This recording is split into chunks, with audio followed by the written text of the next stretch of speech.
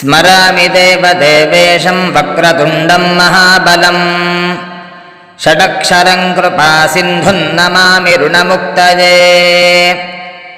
एकाक्षरं ह्येकदन्तम् एकं ब्रह्म सनातनम् एकमेवाद्वितीयं च नमामि ऋणमुक्तये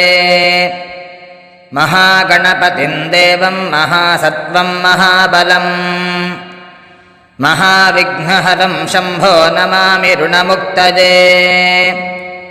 कृष्णाम्बरं कृष्णवर्णं कृष्णगन्धानुलेपनं कृष्णसर्पोपवीतं च नमामि ऋणमुक्तये रक्ताम्बरं रक्तवर्णं रक्तगन्धानुलेपनं रक्तपुष्पप्रियं देवं